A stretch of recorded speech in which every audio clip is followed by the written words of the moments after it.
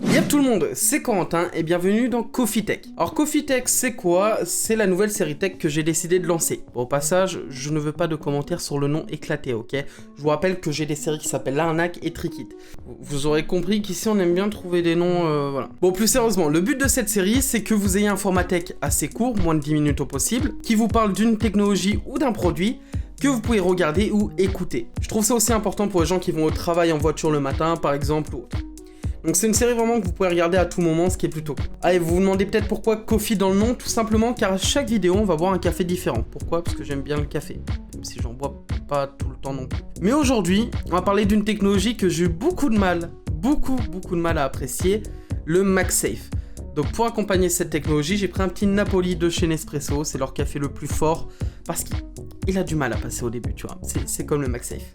Allez, c'est parti pour la vidéo, let's go!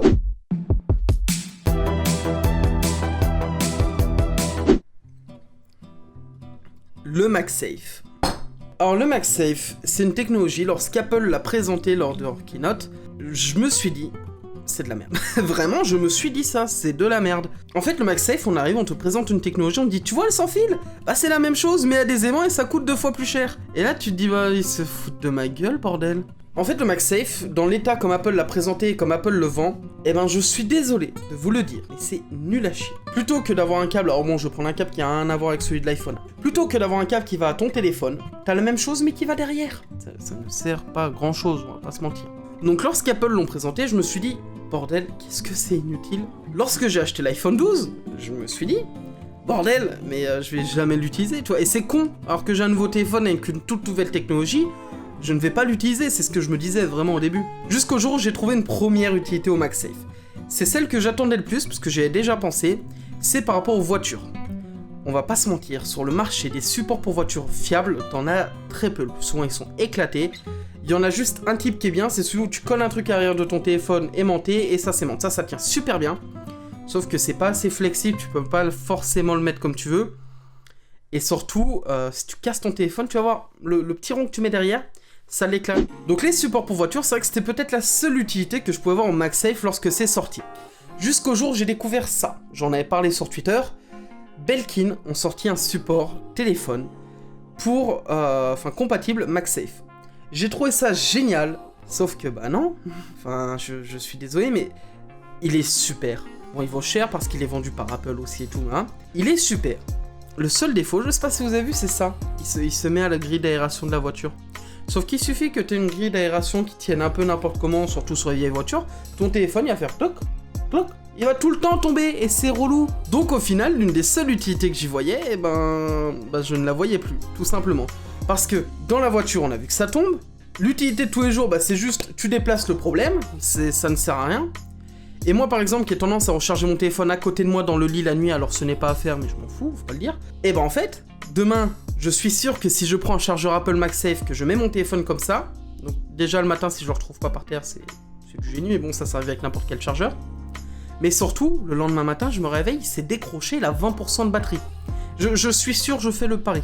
Donc bon, résultat, on a un produit qui a encore moins d'utilité, une technologie qui a encore moins d'utilité. Et ça a été jusqu'à ce que ESR me contacte en début d'année. J'ai un peu de retard pour la vidéo. En vrai, ils m'ont contacté il y a 2-3 mois. ESR m'ont contacté pour me proposer de tester quelques-uns de leurs produits. Alors je ne connaissais pas leurs produits, j'ai été voir. Et là je me suis dit attends. Ils ont réussi à donner une utilité au MagSafe, je trouvais ça génial.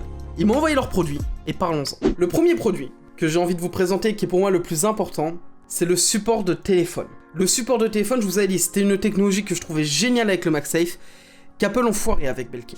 On va pas se mentir, ils l'ont foiré. Enfin, je trouve personnellement. ESR t'ont sorti celui-ci. Donc déjà, le truc est modulable dans tous les sens. Il se met avec une ventouse à ton tableau de bord. Alors, ce qui est parfait, parce que moi, sur ma Mondeo, par exemple, le tableau de bord est à moitié rond. Je sais pas ce qu'ils ont pensé, les designers de chez Ford en 2000-2001, mais ouais, c'était pas... Voilà. Non mais du coup, on a un truc qui tient la voiture, et qui tient bien le téléphone. Et en plus, qui peut le recharger en même temps. Sauf que bon, je passe souvent le câble dans la voiture, donc je suis un peu teubé aussi. Bref, on a le support parfait. Et honnêtement, après plus de 2 mois d'utilisation, il est génial. À chaque fois que j'entre dans la voiture, mon premier réflexe c'est clac. Direct. Et avec ce support, le téléphone, je peux le mettre comme ça, comme ça, comme ça. Je peux le mettre vraiment comme je veux. et c'est stable. Bordel, c'est stable. C'est un support stable. Donc déjà, ça a changé mon avis sur le MagSafe. Deuxième accessoire qu'ils m'ont envoyé, c'est une coque. Alors pourquoi une coque? Il faut savoir que j'avais acheté une coque Rhino Shield lorsque j'ai pris donc l'iPhone 12. Sauf que Rhino Shield n'intègre pas le MagSafe. Je sais pas si c'est le cas aujourd'hui, on vous le mettra à l'écran. Mais il ne l'intègre pas. Alors Rhino Shield c'est génial, ça protège super bien. Sauf que là je sais pas pourquoi, ils ont un peu fait de la merde. Parce que ça intègre pas le MagSafe. Donc ils m'ont envoyé une de leurs coques. Alors elle protège peut-être moins qu'une Rhino Shield. Mais par contre, on peut dire tout ce qu'on veut. Elle est esthétique, regardez. Les capteurs photos sont bien épousés. Donc j'aime bien. Cette coque est géniale, elle intègre le MagSafe. Donc ça a donné une deuxième utilité. Le seul défaut, vous allez sûrement le voir, vous voyez, elle prend toutes les traces. Déjà, on voit une trace due au support MagSafe. Elle prend toutes les traces de doigts, tous les poils et tout. Donc ça, c'est le défaut. Et l'autre défaut, parce que faut que je vous parle des défauts du produit, même si elle m'a été envoyée, c'est, je sais pas si vous allez voir, mais ici, ouais, hop, elle s'est cassée déjà.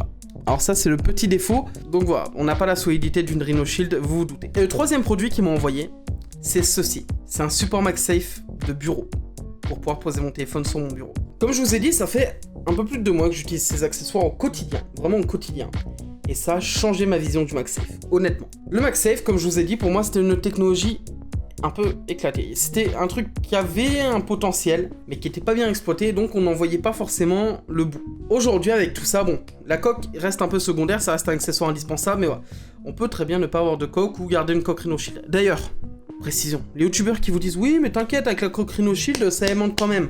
Non, non, non, t'as pas la même force d'aimant, c'est éclaté, ton téléphone il tombe, c'est nul. Voilà. Ah oui, je tiens à le dire quand même. Et je ne pense pas que t'as envie d'enlever ta coque à chaque fois que tu poses ton téléphone, donc non, c'est nul. Donc après plus de 2 mois d'utilisation sur ces accessoires, eh ben je peux vous le dire, le MagSafe en fait pour moi c'est devenu une routine. C'est devenu une routine comme le Touch ID, comme le Face ID. C'est devenu un truc qui te fait gagner un tout petit peu de temps. Mais ce tout petit peu de temps, tu ne te rends même plus compte, tellement c'est pratique. Et c'est le jour où tu ne l'as plus où tu t'en rends compte. Aujourd'hui, avec les nouveaux iPhones, hop, tu le regardes, il est déverrouillé. Bah avec le MagSafe, c'est un peu la même chose. Tu ne penses plus à accrocher ton téléphone à galérer. Non. Lorsque j'entre en voiture, mon téléphone, je le pose. Je pose mon téléphone, il recharge, il tient. Le GPS, il tient. Et là, honnêtement, ça m'a changé la vie en voiture. Ensuite, je rentre chez moi. Mon téléphone avant, je le posais là, là. Je le posais n'importe où sous le bureau. T'as une notif, t'es obligé de regarder comme ça. Là, t'arrives, ton téléphone, voilà. Et honnêtement, j'ai pas peur de faire ça. Il tient. Il tient vraiment. Le téléphone, il tient.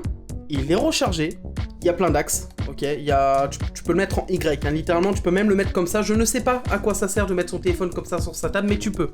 Et tout ça en le rechargeant, c'est pas juste un simple support, ça le recharge en même temps. Et après avoir essayé tout ça, honnêtement mon avis sur le MagSafe a vraiment changé parce qu'on est passé d'un produit qui me paraissait un peu useless à un produit qui me paraît vraiment utile.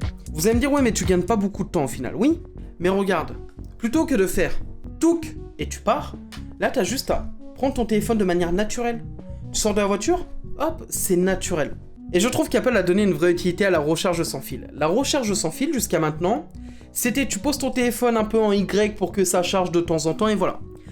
D'ailleurs, petite fun fact, il y avait la recharge sans fil du pauvre aussi, c'était des petits trucs que t'accrochais à l'arrière de ton téléphone, et du coup tu le mettais sur un truc de recharge sans fil, ça mettait 20 ans, c'était horrible, c'était dégueulasse, et j'ai vraiment testé ça pour lui. Non, ils ont vraiment donné une utilité, en plus la charge est plutôt rapide, c'est correct en vrai. Donc on a une vraie utilité, mais encore une fois, le seul défaut que j'y vois, c'est que c'est pas par Apple. Et je trouve ça dommage qu'Apple te vende une technologie, mais n'ait pas les bons produits avec. Parce qu'on va pas se mentir, le MagSafe, il y a plein d'autres usages. Ils ont surtout promis un usage avec le porte-carte. Donc bon, le porte-carte, ouais, waouh, c'est bien, c'est derrière ton téléphone, youpi. Vraiment, vous voulez vraiment payer ça? En fait, vous utilisez juste un aimant derrière votre téléphone. Mais c'est tout, en fait, vous l'utilisez même pas pour la recharge. Donc au final, vous utilisez un truc qui existait déjà avant. Il y avait des coques qui le faisaient très bien avant. Donc à quoi ça sert, tu vois? Enfin, je comprends pas le marketing d'Apple à ce niveau, de dire oh regardez on a fait une technologie, tu peux mettre un porte-carte derrière ton téléphone. Vous fait avant avec des coques. Mais au final, dès qu'on commence à s'aventurer dans les accessoires qui existent, qui ont été faits par d'autres marques, le MagSafe prend tout son sens. Personnellement ça m'a changé la vie, c'est quelque chose qui m'a simplifié la vie de tous les jours vraiment, on peut le dire. Et qui a amélioré un peu mon quotidien, même si c'est tout petit, ça l'a amélioré, ok? C'est comme le Face ID ou le Touch ID, comme je vous disais. On ne parle pas juste là d'aimant derrière un téléphone, on parle vraiment d'une technologie un peu bidon en soi, mais qui bien utilisée peut faire un truc vraiment génial. Aujourd'hui, je pense que le MagSafe avec les produits officiels Apple, bah ça déplace le problème. Ça sert pas à grand chose, ça déplace le problème. Le porte-carte, bon certains en auront une utilité, personnellement je trouve que ça n'en a pas. Donc au final non, vraiment ça déplace le problème et ça n'aide pas ça n'est pas forcément utile avec les produits Apple. Néanmoins, avec des produits comme ceux que SR propose, et ben là on y voit toute l'utilité, on y voit une pleine utilité du truc. Que ce soit le support voiture ou le support bureau, ce sont des produits que tu utilises sans même t'en rendre compte au final et qui en plus rechargent le téléphone. Donc tu utilises les deux points importants de la technologie, la recharge et l'aimant. Voilà un peu mon avis sur le MagSafe.